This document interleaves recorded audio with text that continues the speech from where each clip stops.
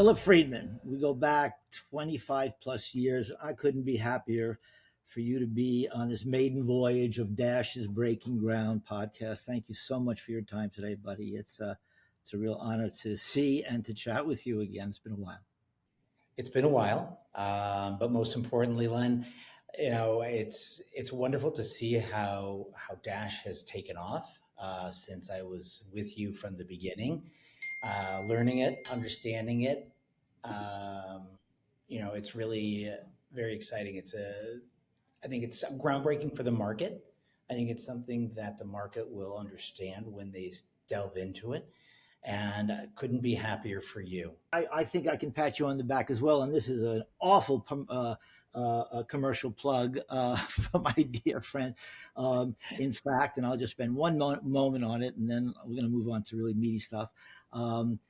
Philip was probably the third or fourth person, this goes back 2.5, 3 years, that I introduced the topic and the idea of Dash with. And he was instrumental, helpful, always available to kind of nudge myself and my team in the right direction to produce Dash, which just recently launched in the last couple of months.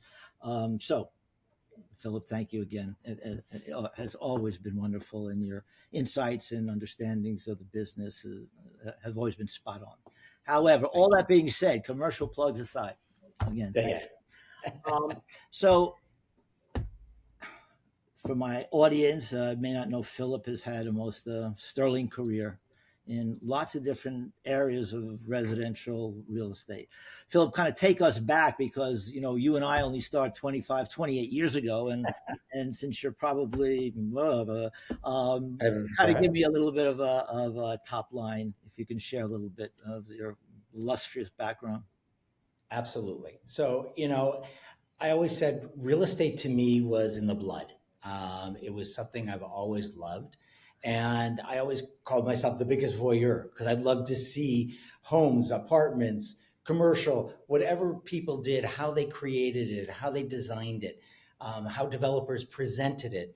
And that's what brought me to this industry that I really love. And, we won't go so far back to say how many years I've been loving this, but we'll just say it has multiple decades. So people can guess, if we've known each other 25, we can kind of guess how far back that even goes. Do you recall the first project that we worked on together? I'm sorry, that's my dog who's being a bit of me with dogs, so yes, right I know. There with you. Very close to your heart. Do you recall? Because I could not. I've been thinking about it today. I'm not sure if it was in the era of our lovely Louise Sunshine, if it predated that. I know sometime in the mid to late 90s, I guess. Yeah, well, let's see. Could it have been Could it have been Grand Bay on Key Biscayne? Before. Well, before. So before that would have been, let's see. With Carolyn and Laurie at Premier? Well, so Grand Bay for me was actually before Carolyn and Laurie. Oh. Again, we won't predate my timing, but that was with Sheldon Lowe and Marty Margulies. That's right. That's right. Very good. Very good. But with Carolyn and Laurie, it was a great run. Premier was an exciting time. I ran over 5 projects for them at any point in time, from the Shore Club, when it was the Shore Club then, up to Brazilian Court with our friend the Schlesingers, with Carolyn and Louise. Yes. And selling that property, hitting numbers that South Florida never heard of. $1,600 a square foot in the 1990s, and really creating that environment. And then with Tarragon, with Las Olas River House. Yeah, that's right. And Alton companies with Carolyn and Laurie. And I mean, it's like, it's almost a who's who of development, sales, and marketing. So how would you categorize the world before the fall? Let's call that 7 and 8. How life, what life was like. Certainly, I recall in the late 90s and early 2000s how robust that market was as it really took off, when interest rates were, remarkably low, and people were buying multiple residences, and we were selling projects out oh my God, over the weekend, over a month. I mean, it was kind The of, lines outside the door. I remember people camping Yeah. out. I remember. Yeah, We did Duo. If you remember Duo, the lines were outside the door. I actually do. I actually do. So go back in your memory and kind of tee it up for us, what that was like, and then the crash, as it were, and Yep. then the emergence, what then happened in 10 and 11, if you can kind of track it for us, and how the business kind of evolved and or dramatically changed. It's been a very, I would love to say it's an interesting career, like I said, that I've chosen, and a love affair with the different opportunities. Um, in the late 1990s, as you know, I was engaged by the World, which was the very first and only at this point Yes. purpose-built cruise ship Yeah. with condominiums on it. At that point, we were selling $1,200 to $2,000 a square foot. During my tenure, when we launched the ship and finished out, I sold 85%, and we were at 2,500 to then $3,500 square foot Remarkable. for an asset that continually circumnavigated the globe. It was one of a kind. I loved that about it, which was very special. Coming back to land with Carolyn and Lori brought us the opportunity to see how the condominium sales and the condominium market was literally lines outside the door the day of opening. And people weren't buying one, they were buying two. People were coordinating the opportunity to have one for themselves, one for their brother, one for their parents, one for their siblings. Uh, and next thing you know, a building was sold out overnight. Yeah. And then, of course, and we're just jumping through time because we could do that. The market changed dramatically. 2007, 2008, 2009. It was interesting because 2006, as you know, I was requested and I was recruited to go out to Las Vegas to bring the W Vegas to market. Yeah. And we sold $1 billion in inventory. And then the two developers decided, no, we're not going to build this. And it was like, oh, okay. Crazy as that was. Yeah. Came back to Miami, Right. literally 1 year almost to the day. And with Louise, we did Watson Island. Yes. And, the project, that's a beautiful location, amazing facility, starting to rear its head again, Yeah. which is very interesting. But I was, for 2.5 to 3 years, I was taking care of that. And that's when the downturn really came to play. Things really went through a terrible, terrible time for real estate professionals, where, right now, honestly, the cream rose to the top in the sense of who was good. And fortunately, the best of the realtors stayed in the business. They really continued to do business, even with the crazy things. That's when I sold Shaquille O'Neal's house to Vladislav Doronin for Yeah. a record-breaking sale on Star Island at that point, which was $16 million. Crazy today. There's one in the Real Deal that just went through at 54. So we see these crazy changes. But then the market, with it changing the way it did, I then went to run and kind of evolved myself to become the president of 2E Lifestyle, I and remember did that. all the development, lock, stock, and barrel turnkey residences with developers. Yeah. We created that whole lifestyle for all the different developers that were sitting with inventory they couldn't sell. Yep.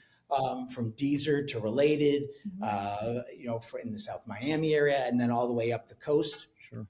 Yeah. and then into New York. So we took it to New York with Louise. We created that relationship. So it was really interesting. It's always saying evolve or die. Yeah, And I was about to say that any organization, any company that does not adapt, generally doesn't make it. It does die, and which brings me to the question about how you were reaching out to prospects in that era, like '09 and 10 and 11, when the internet and access to people outside of the market who did not necessarily have to come to Miami, let's say, or Fort Lauderdale to look at product, we could do it, in a much different way. And that was a kind of an interesting era in its own, with the introduction of the internet and all the different tools that were available then. But how did you and your associates begin to deal with that? Because that was a huge shift in terms of the sales process. It did. It went from creative brochures, which you and your team just made some amazing things for us that were never seen before, to the evolution of the web. And the evolution of the web took us to this level that you now could literally reach out to somebody with ad levels, keywords, positioning, and they would literally pick up the phone, send you an email, send you a ping, and created an opportunity to say, you know what, I'm looking for real estate and I want a great investment opportunity. South Florida was ripe with that. Yeah. It was a perfect time for investors to be buying real estate down here, and they did. They came to us through the web. They came to us through websites, through the creativity of what was being done with the Realtor Association, with creating our own websites, which developers and I'm sorry, not developers, but realtors all of a sudden learned very quickly what they needed to do to evolve, and to create the opportunity where all of a sudden you started getting calls from people from all over the world. Yeah. And South Florida became a mecca for international buyers. Didn't need to come anymore. They You know could what do was it interesting, if I with can you. interrupt, what's interesting about that era, because I, and you will as well, remember the time when um, agencies like mine at the time and others would create these remarkable materials with very expensive, renderings and on and on and on. And when outside brokerage firms would kind of ask for it, we'd say, no, no, no, that's ours. And then we saw a whole bunch of iteration of people stealing them or co-opting them in some way and saying all kinds of outrageous things about a project that obviously did not exist. And somewhere along the line between developers and on-site brokerages, they said, you know what, there's no point fighting. We co-broke with everybody, so let's just give them all this content and let them have it and let them add it and to go ahead and deploy it in their own way. But that was another sort of huge shift in attitude and process, no? It was. And what it allowed us to do is also then to control the communication, Yeah. because now we're giving them everything. They're not bootlegging it. We're giving them the communication. We're telling them what we want them to say to get the right wording and get the great words that your team wordsmiths for these beautiful brochures, to really understand. And then the brokers were like, oh, I can have that. And we created drop boxes, Yeah. and we created Dropbox accounts for developments and projects, and on-site team, which were branded with the developer, and then the outside brokers that were non-branded, so they could put their names and logos and positions and contact information in there. And that was the change on how real estate really turned to such a creative opportunity, but also, like I said, controlled. Give them the information, but control the communication. You know what's so fascinating? If you go and launch a project today, and you go search for that project, you're going to see a few pages which are kind of pretending to be the official website, where in fact other brokerage firms have developed a real expertise in taking what would appear to be the official website and taking all the content which they're provided Very good at. and very good at, and they're real experts at at appearing to the marketplace as the brokerage firm of record, and on and on and on. And so they wind up taking a whole host of leads, all of this stuff, and they do it very, very well. And today, in order for an outside for someone searching for real estate, has to really kind of penetrate the website to get the internet, to get access to the official website per se. It's wild in a matter. It is. And if I can plug for myself, Sure. I'm currently representing the Paragon on Miami Beach. Sure. Beautiful property, designed by OMA, with Tara Bernard out of London as our interior design architect, interior designer. Gustafson Porter Baumann out of London does all of our landscape architecture. But to your point, when we launched our website, which we launched about a little over a year ago, and we've been doing sales for over a year, and we're 55% under contract. Demolitions going down, and buildings going to soon go vertical for all those buyers out there. Um, it's We had to deal with that situation where a lot of our brokers that we're happy to work with, because look, for the brokerage community, we adore you all. You're our lifeblood. You bring in our clients, and we're very happy to sell. But like we've said before, we want to make sure the communication's right. So when you start to go and you see what's the official website, in our case, info at the Paragon Miami Beach, gives a creation of making sure that they're getting the right information. Sure. Now, our outside brokers that do these new websites that are comparable, they pay for high elevation on the Google search. Yep. I won't say what TV show, but I love the joke. It's the Google machine, and everybody does that. And the first thing, and buyers do it, and brokers do it. Yeah. So everyone's out there searching the capacity to understand, and then they want to know, well, am I dealing with the developer's rep? Or am I dealing with somebody else? And sometimes they don't even know they're dealing with someone else because, like you said, the website is so good. Yeah, and that's part of the challenge where, the developer, look, at the end of the day, because everybody co-brokes, even though a developer has pro forma X% of sales in-house, Yep. Versus outside, because the commission structures are so dramatically different. They want to sell the real estate as efficiently, as effectively as they possibly can, granted. And yet, when they pay, for paid media and all kinds of outreach, they would like to think that they're getting first bite at the prospect apple, right? And they're not. And they're not, and it's an interesting phenomenon, and I'm not sure. Again, I hate to say it, but Dash kind of answers all of these questions. But I wanted to ask you. I'm sure you would agree, but I'm curious to hear your opinion about the effectiveness of social media as outreach to the brokerage community and prospects, and how robust and how committed are you today to supporting that? So like I said, the brokerage community is our lifeblood. So we believe that the brokerage community deserves every penny to get paid that commission. We're very happy to pay the commission. We're very happy to create the relationship for them through Dropboxes. There's other services, like you created with Dash, with all the information, which is an amazing tool that the brokers can now understand and go to one-stop shop, not have to start to go circumnavigating, finding who's on the site and who can they speak to and how can they get the Dropbox and so on. The outside brokers are very much a hand-in-hand position. We want to work with them, not against them. Yep. We want to work very much in a relationship where we have the opportunity to create an understanding that, get the information, give the information, but make sure it's correct. And that's, I think, one of the most important pieces. Why do you believe, in all the research we did in the creation of Dash, there was a handful of reoccurring themes. And one of them had to do with how agents are so suspicious of information and content that are provided by developers and or their on-site brokerages.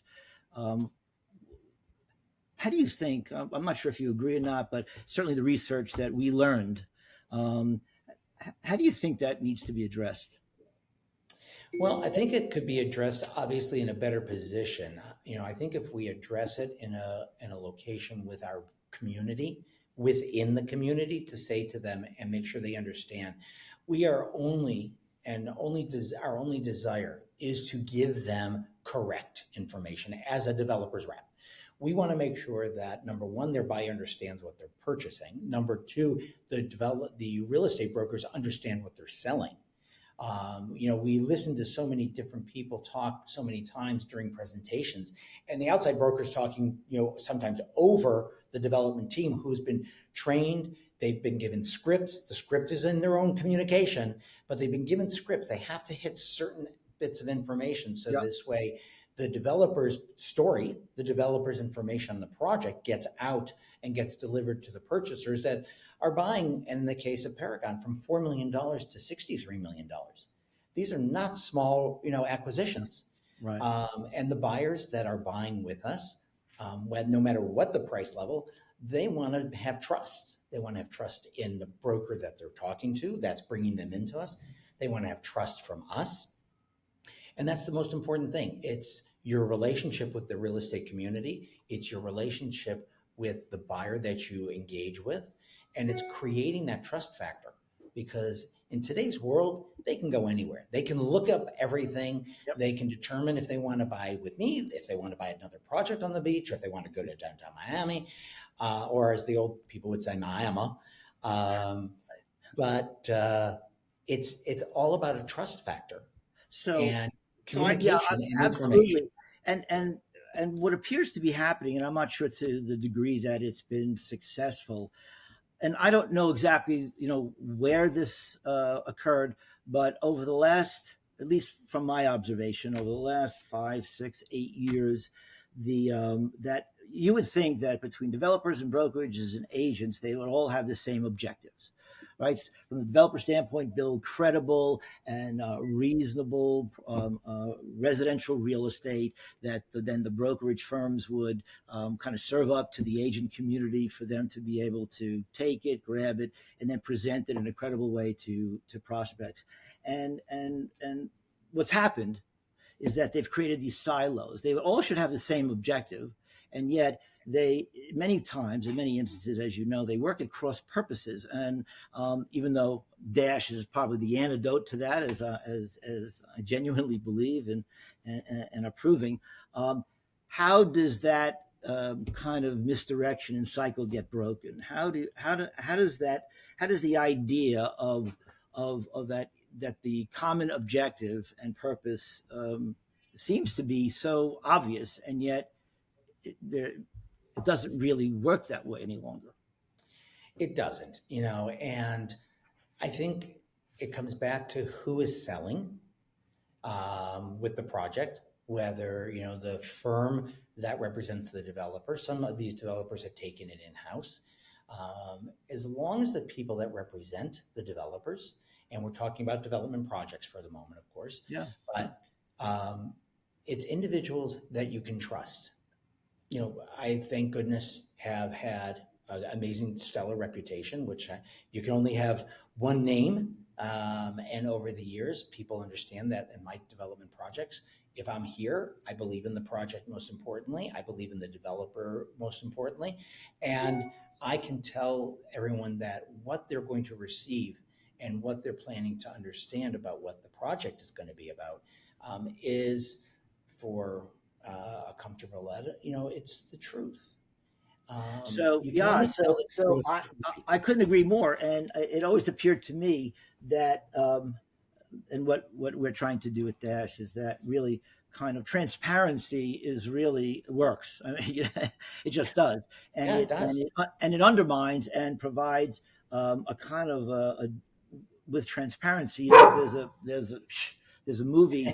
It talked about versions of the truth. There shouldn't be versions of the truth. It should be it, and everybody should be aligned with what it is. Meaning, if you're 45, 48.5% sold out, say that, not say 78%, or not, all these kinds of things, which winds up being discovered because everybody knows everybody's business anyway, and it winds up Exactly. undermining the brokerage firm that's presenting this information.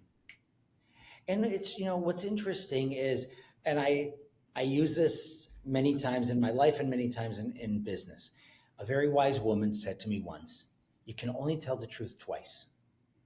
So if you're saying the same statement over and over again, and that statement that you're saying is the truth, you can give the same statement. You can talk the same talk.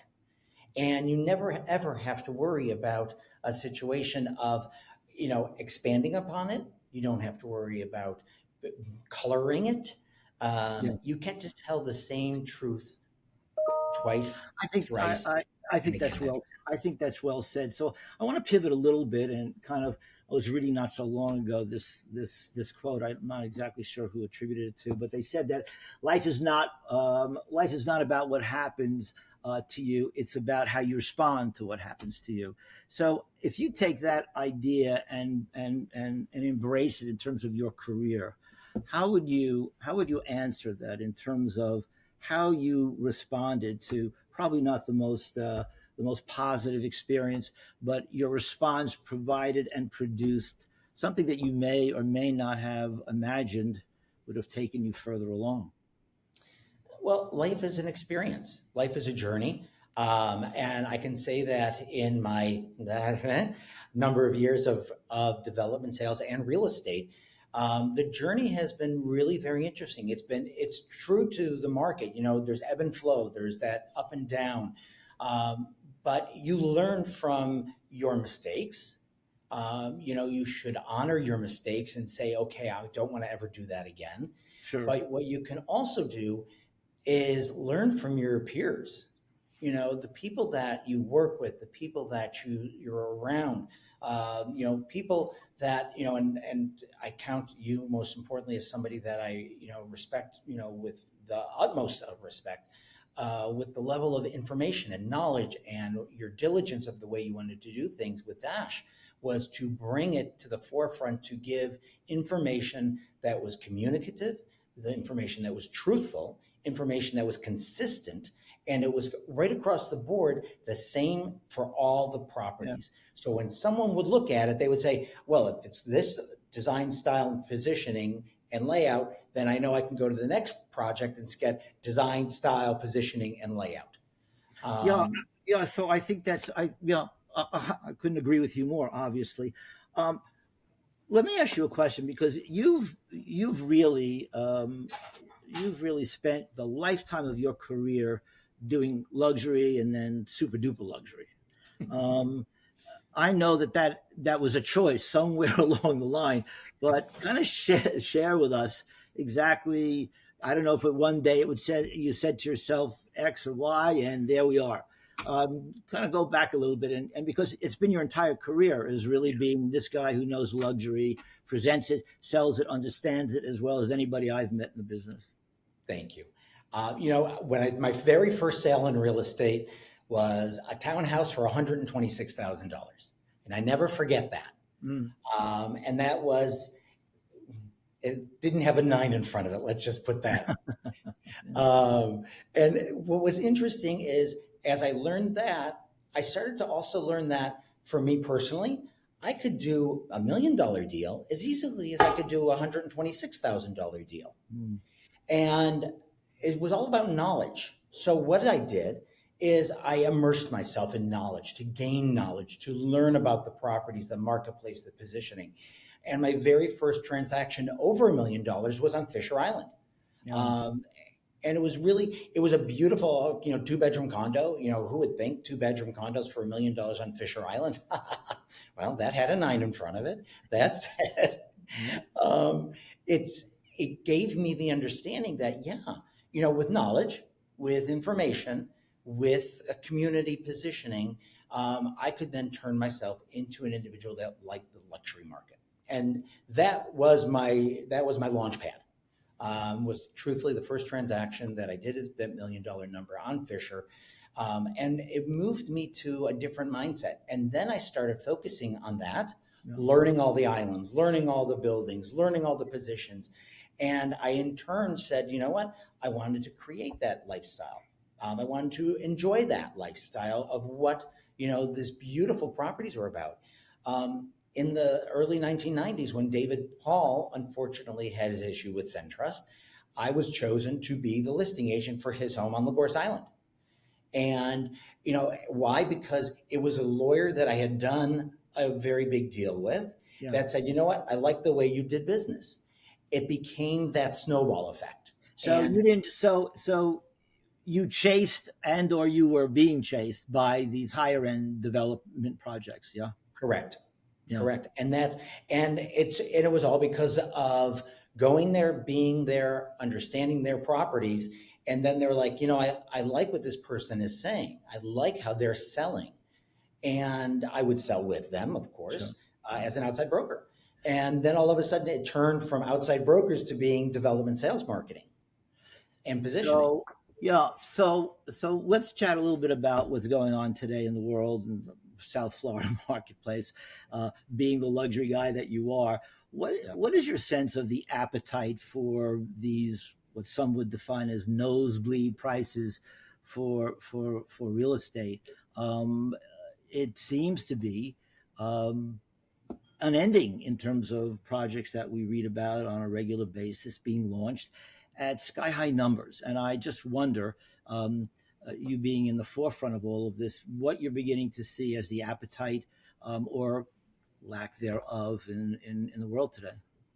It's it's very interesting because I think that, to myself, how many people are are 8-digit buyers, that Froze. $10+ million buyer. And now, obviously, we're starting to see 9-digit buyers, the $100 million in South Florida. But what I'm seeing in terms of your question with regards to the appetite, you would be extremely surprised how many people come to the South Florida marketplace from all over the United States, from all over the world, because we are an international, city unto itself. We have Yeah. 275 of the Fortune 500 companies in South Florida. Hmm. And you look at that, and you look at all the wealth that has been accumulated over the last 5 years. Because this morning on CNBC, they were talking about the number of individuals that have gone from, well, there were 60 billionaires in the world in 2003. Today, there's now thousands. Yes. There were individuals where there were only a handful of individuals having $100 million of net worth, to today, now there's tens of thousands having hundreds of millions of dollars in net worth. So the exponential wealth, to your point and to your question, is how many and what's the depth? I think we've got a long line of individuals that are coming down here that have the capacity, that have the depth of wealth to be able to spend it with the current projects on the market, others that are getting ready to come on the market. Yeah. Because you're right, there's some of these other ones that are coming on are even higher than where we are, and we think we're pretty substantial. Yeah, you are. I mean, those are really, impressive numbers by anybody's definition. And you could go back less than 10 years ago, and if you said that prices at certain projects on the beach or near it started at $5,000 a foot, they would say, what? I mean, they just wouldn't believe it. I mean, that's really very much in as a comp set to Manhattan and or the five boroughs in Manhattan. So, yeah, that was, it's remarkable, and yet that's what's going on. Let me pivot a little bit and ask you about, you've led many different teams of sales associates on so many different projects.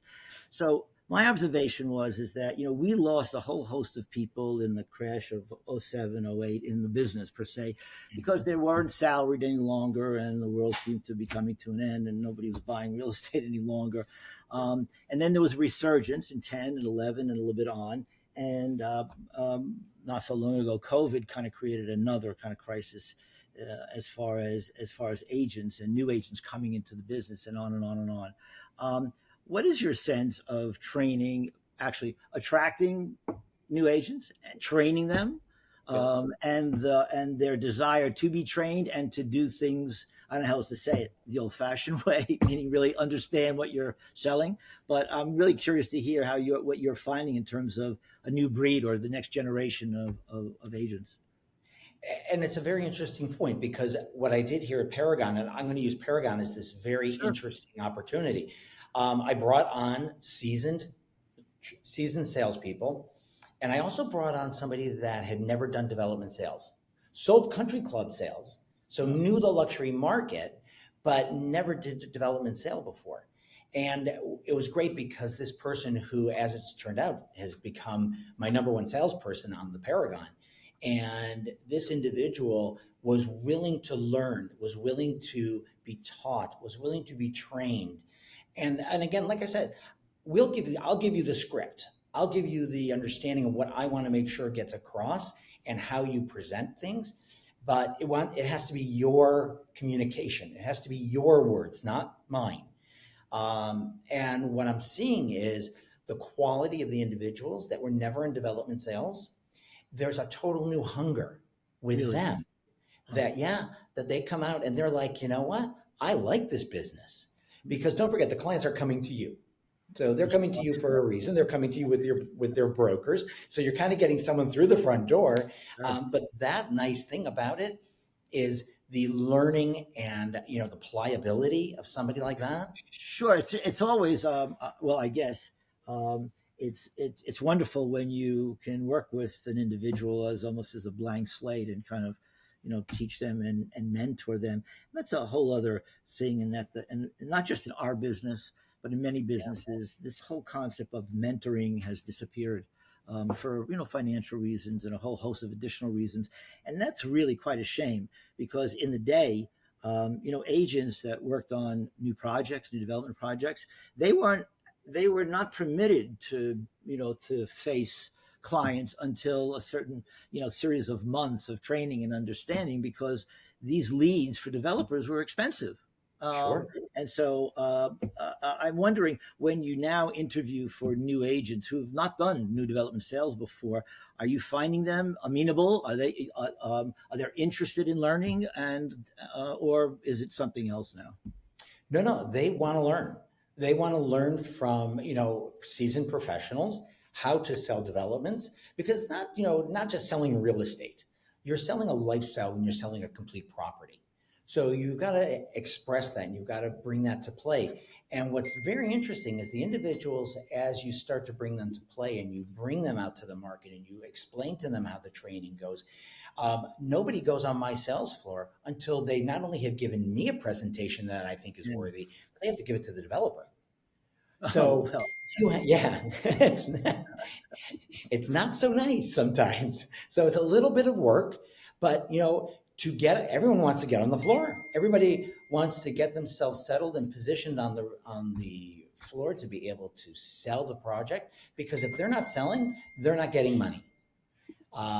And if they're selling, I did a different type of a project sales marketing plan here for the sales team in terms of commission structure and positioning. I kind of created a hybrid.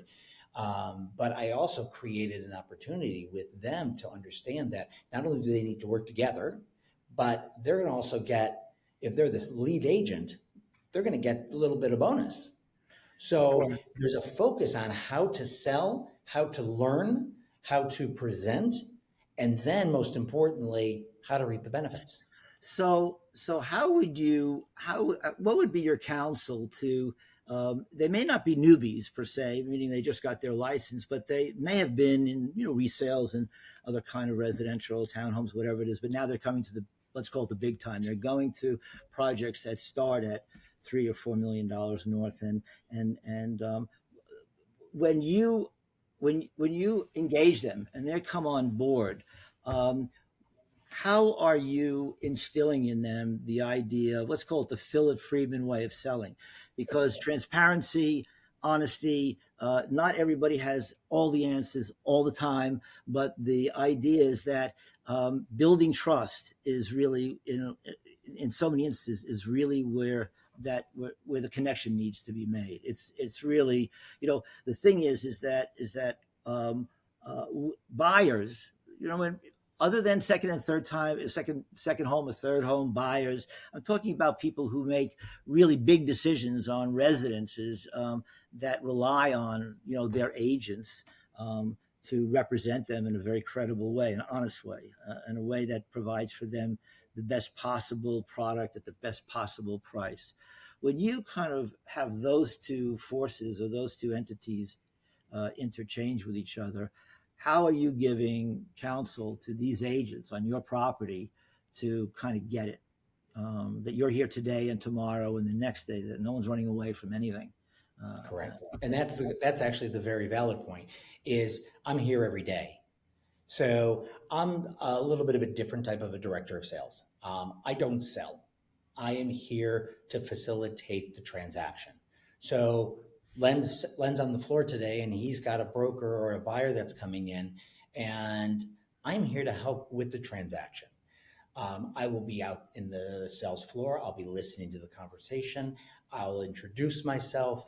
I make sure that salesperson that works with me, and they don't work for me, they work with me. That's the important thing. A lot of people are like, oh, they work for me. No, we all work together. And that's an important piece.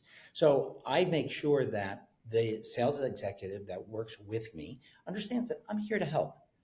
I'm here to help close the transaction. I'm here to help answer questions. I delve into projects, like I said. I immerse myself.